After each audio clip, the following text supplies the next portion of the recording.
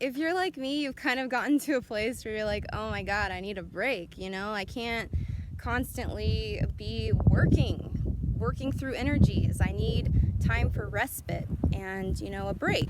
So how do we do that? How do we shut down our psyche when, you know, the psyche is basically a powerhouse, a storehouse of information? How do we detach from that when it's constantly streaming data?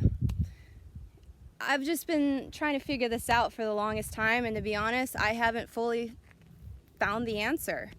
So I haven't quite found the answer, and I need time to get more comfortable with my gifts, apparently. But one thing that I have figured out is there are a few ways in which we can start to shut down our psychic abilities so that we can rest and, you know, have some time off.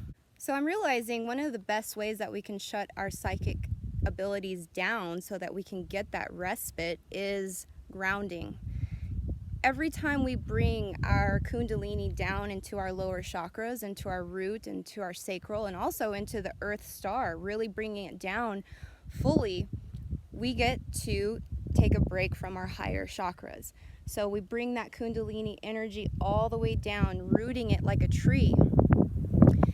And this allows us to free up those higher centers and, you know, kind of get our awareness back down into more grounded state of mind and being. Another thing that seems to work with me when shutting down my psyche is shielding.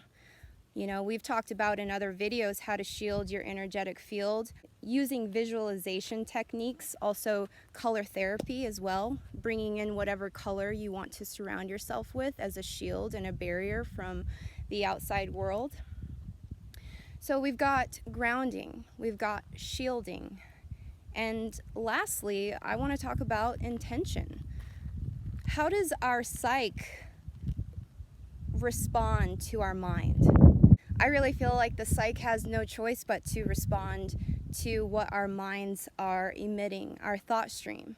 So when we program our mind, our subconscious mind, with the intention to not pick up other people's influences, their energetic patterns, their thoughts, their feelings, once we set that intention strongly, our subconscious mind stores that information, and guess what? Our psyche is going to pick up on that. Wherever our mind is leading the way for us to go, that's where our psyche will follow. So that's an interesting one, right? Because I figured this one out on my own because I was doing so many readings for people, tuning into so many timelines that I had to discipline myself to keep myself, you know, within certain parameters. I couldn't let my psyche wander too far. I had to keep it in line, and the one way that I realized to do that was to train my mind, you know. It all kind of works in conjunction with each other. The mind, the subconscious mind, the pineal gland, the pituitary gland, it's all a network. And we have to find a way to fine-tune this network to work for us in healthy ways, because, you know, we have these gifts for a reason, and we're working with them and we're helping people with them, but sometimes it comes in handy to not have to deal with that. And, you know, and sometimes it's important to shut those centers down so that you can rest and, you know, not be in that work mentality of processing and purging pain. So I hope that helps you. And, you know, this has been a journey for me. I'm definitely figuring this all out on my own as we speak. So if there's any, like, I don't know, if you have any other things that you want to add to the list, go ahead and comment.